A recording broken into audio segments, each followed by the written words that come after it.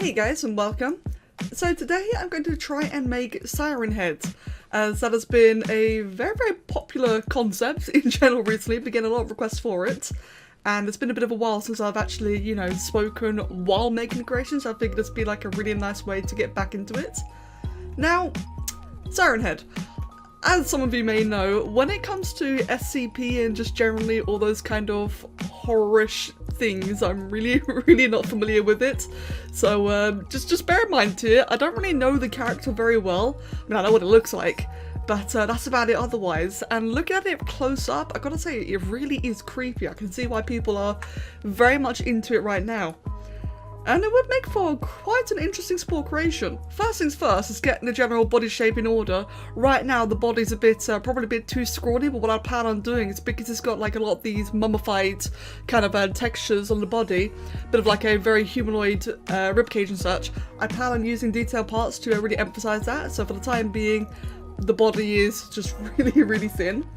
So it's really tall. In fact, if anything, I'd say its legs are about the same length as the body and head and neck. So something like that. It kind of reminds me of Slender Man in a way. I think Slender Man was, for me in my generation, what Siren Head is for a lot of people nowadays. At least that's like what I'm kind of getting, that's the vibe I'm getting from it so far. Right, can I get any big creepy skeletal feet? From the picture I'm looking at right now, the fingers and toes are really quite mangled from what I can see. I don't know if that's like the way Siren Head is meant to be, and like I said, I'm really not familiar when it comes to SCP and all that kind of stuff. I'm aware of the concept, I'm aware of generally what people do with it, but when it comes to the individual characters themselves, the only ones I know of is some funky crocodile wolf thing, which I'm pretty sure it turned out to be like a beluga whale carcass that it was based on. I'm not entirely sure. I'm sure you guys know what I mean from that. And this one, I don't think I really know of any... Do I even know of any other SCPs now that I think about it? No, I think that's actually it. So there you go then. So I'm not entirely familiar with like the general vibe, if there's like any consistency between designs. I know that they're all generally kind of, aren't they like a bit of fanfic in a way? Not quite fanfic, but all fan-made, from what I understand. Now, I'm not sure if I'll make the hands the same way. I think I probably will actually. With the hands, what I can normally do is just use the fem bone that we were looking at earlier, the creepy and cute feminine skeletal hand. I would normally prefer to use that, because it's, it's a free skeleton part. It's really easy, it's pre-made, it functions, it animates, but I feel like that would look really strange in contrast to the feet here. And I think it's quite important that this creature has, very similar parts. So I just had a quick little look on Google, and from what I've seen, I've actually got the thigh bones incorrect, and nearly the biceps as well, had I gone with that same design. So for that, I think, what's a good bone to use? I could probably get away with that one there, but I'm not sure if that's the one I want, because it is a little bit, not quite what I'm after. That's the same thing though. Or what I could also do is just make that really thick, but that just looks weird though. Yeah, no, we don't want to do that. I think probably this here would actually be the best bet. Let's go ahead then and just put that down there. In fact, this would be really ideal because from what I've seen, the hip bone is very subtle actually. So we can get like a nice thin bone like this, one that doesn't really have like any large hip placement. That'd be actually really ideal for this. I also just want to get this to be quite a bit straighter, and probably just ever so slightly bent backwards, something like that I reckon.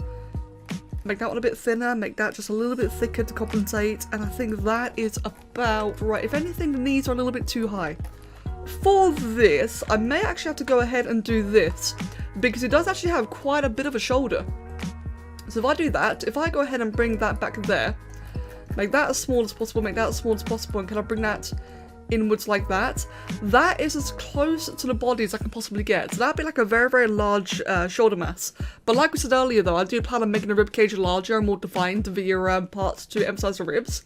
So I think that width there for the shoulders actually kind of works.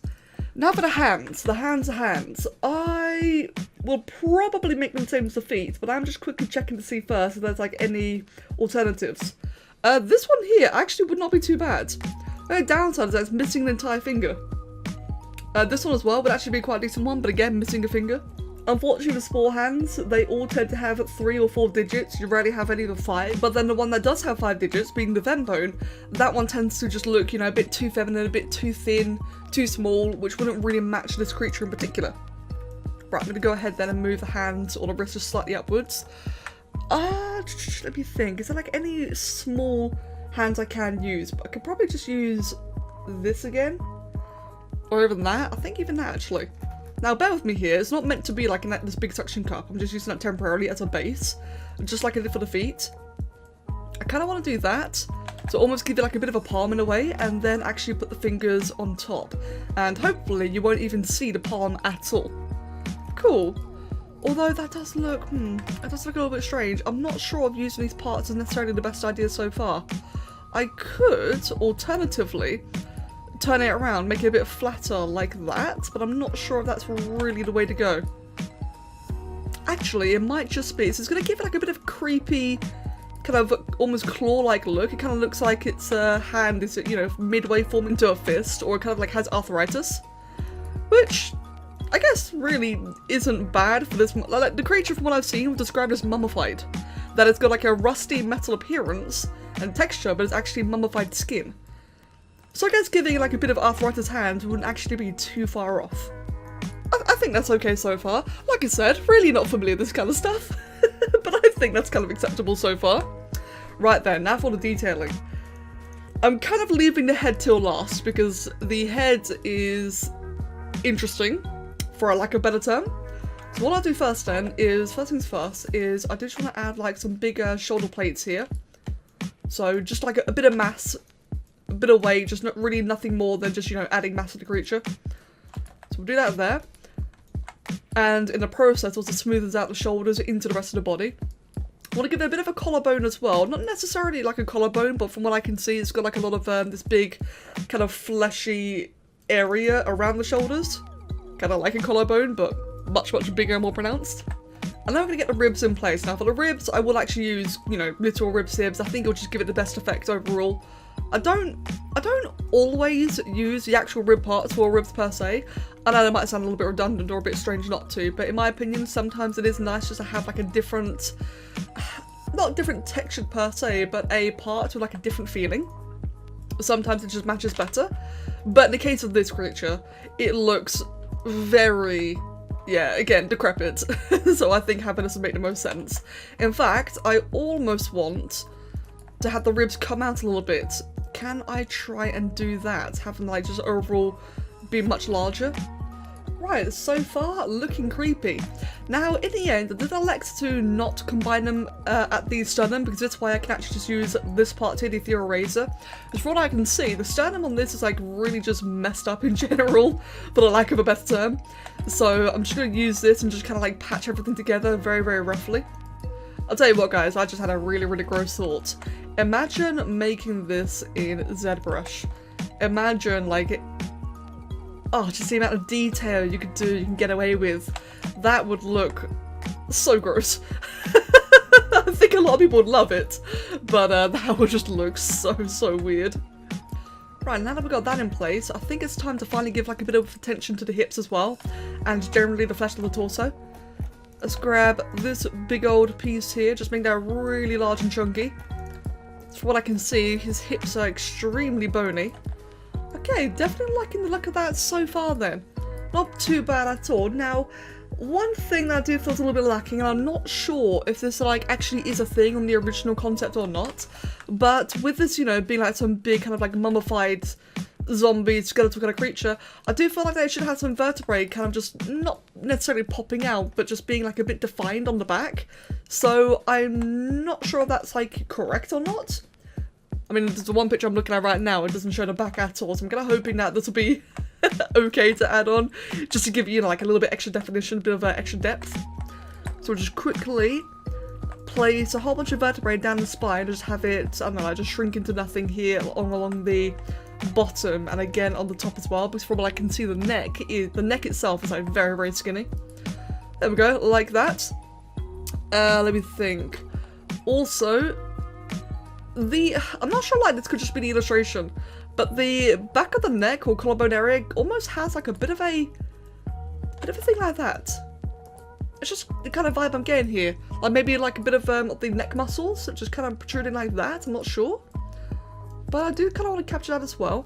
And as you can see, so now that we've done like a bit more of the chest and the torso and everything, the shoulders are still just very, very sharp. But it does now look like a little bit more fitting for the rest of the creature. Not quite as, you know, sticking out. But what I do want to do though is get another ethereal razor part and just add like a bit of flesh around here. Just to, you know, again, just try and match the shoulders in, make it all like a little bit less angular, I guess you could say, a bit less sharp. And then for the heads, from what I can see, the heads, they point in different directions. Now, they're black. How am I going to do this? Can I get some kind of hollow cylinder? I can get a ring, but I'm not sure that's really what I'm after. Aha! I can get a pipe. That's the name of the part. Now, can I make this pipe narrow on one end? In fact, let me just try with a lighter coloured one first, that way I can actually see what's going on. I can... oh, that's weird, it's got like a bit of a glowing centre there. Not what I'm after though. Right, I can't seem to change it so that it's, you know, an actual cone. Alternatively, here's an idea actually.